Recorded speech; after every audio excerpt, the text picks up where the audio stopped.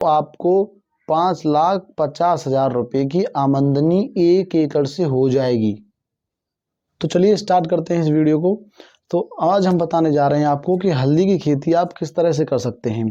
तो मैं आज आपको बताऊंगा कि हल्दी की खेती में आज बुवाई से लेकर कटाई तक और लागत से लेकर आपको मुनाफे तक, ये पूरी कहानी इस वीडियो के माध्यम से मैं आपको आज पूरी जानकारी दूंगा।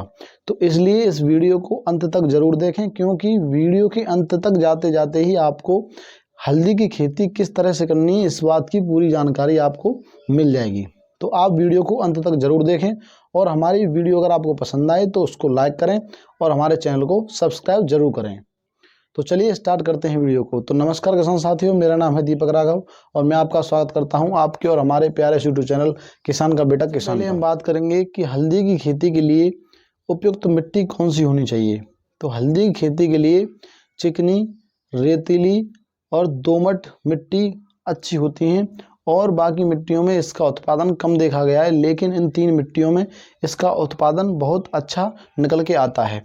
और इन मिट्टियों में पानी के जल निकास की व्यवस्था अच्छी होनी चाहिए, क्योंकि जहां जल निकास की व्यवस्था अच्छी नहीं होती है उस खेत में ये जो हल्दी है वो हो नहीं पाती है, क्योंकि ये जो हल्दी है वो इसको सहन नहीं कर पाती है पानी को और हमारी फसल जो है खराब हो जाती है। इसलिए जल निकास की व्यवस्था आप अच्छे से अपने खेत में रखें।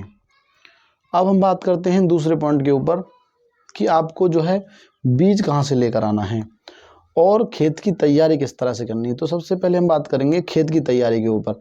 तो खेत की जो तैयारी आपको करनी है, सबसे पहले उसमें 2-3 ट्रॉली सड़ा हुआ गोबर का खाद डालना है और उसको 2 से 3 बार अच्छे से जुताई करवा देनी है, जिससे कि आपका खेत भुरभुरा हो जाए।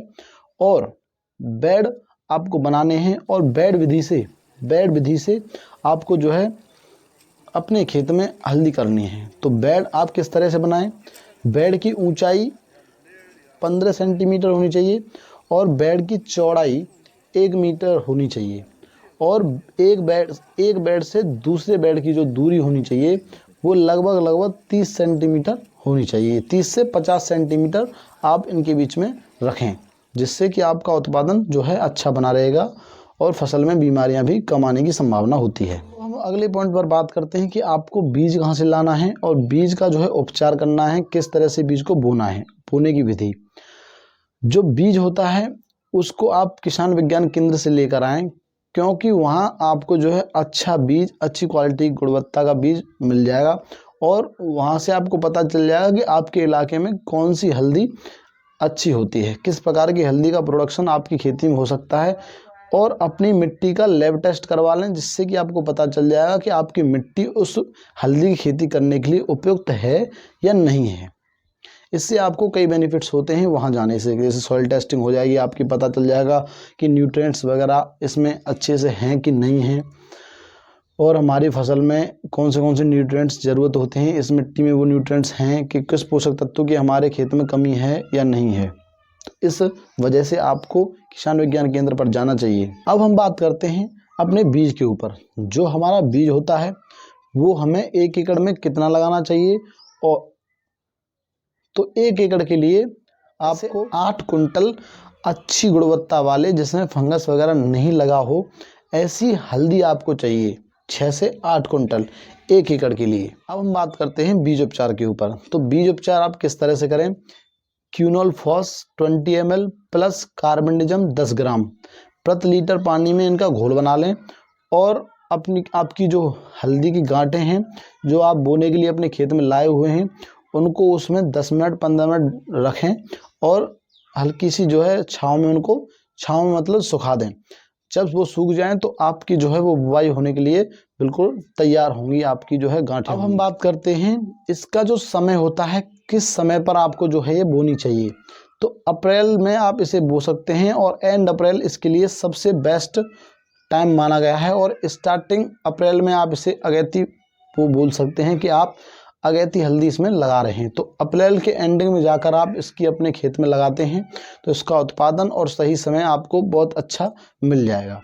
अब हम बात करते हैं कि पहला तो हमने बता दिया कि आपको इसको बेड विधि से बोना है और बेड किस तरह से बनाना है। अब हम आपको बताएंगे कि आपको जो एक बीज से दूसरे बीज की दूरी रखनी है वो कितनी रखनी है, और लाइन से लाइन की दूरी रखनी है वो कितनी रखनी है। तो लाइन से लाइन की दूरी 30 सेंटीमीटर और प्लांट से प्लांट की दूरी 20 सेंटीमीटर, ये दो आपको रखनी है। अब हम बात करते हैं हमारा जो है इसमें खाद प्रबंधन आप किस तरह से करें। तो खाद प्रबंधन के लिए आपको यूरिया, एमओपी और एसएसपी की जरूरत पड़ती है। यूरिया आपको 25 किलो, एसएसपी 60 किलो और एमओपी 16 किलो आपको डालना है। तो अब हम बात करेंगे कि इसको आप किस तरह से डालेंगे। तो सबसे पहले मैं आपको बताऊंगा कि नाइट्रोजन आपको किस तरह से, जो यूरिया है वो आपको किस तरह से डालना है। तो आधा यूरिया आपको 12 से 13 किलो यूरिया पहले दिन से 75 दिन की फसल में लगाना है। कभी भी लगा सकते हैं, बीच में लगा दें या स्टार्टिंग में लगा दें।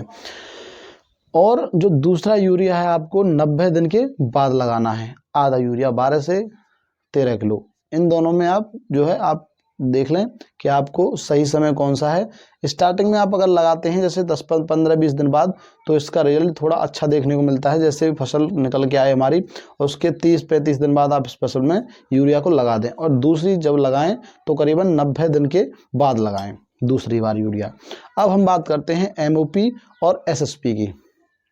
तो एमओपी जो है म्यूरेट ऑफ पोटाश, उसको आपको एक बार में जो है पूरा डाल देना है स्टार्टिंग में जब आप बुवाई करें, और आधा एसएसपी डालना है।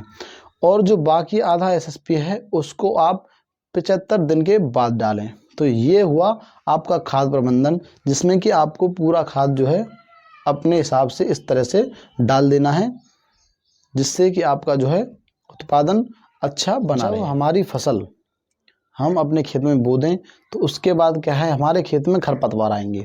तो खरपतवार नियंत्रण के लिए आप समय पर निराई गुड़ाई कराएं, और जैसे ही आप उसे बो दें तो 8 से 10 दिन में पेंडामेथिलिन 30 EC 800 ml 200 लीटर पानी में अपने खेत के ऊपर स्प्रे कर दें, जिससे कि आपके जो खरपतवार हैं वो नहीं आएंगे और आपकी फसल जो है खरपतवार से सुरक्षित रहेगी, जो कि आपके उत्पादन को करीबन 30 से 40% कम कर देता है, जो कि बहुत ही नुकसानदायक सौदा है हमारी फसल के लिए।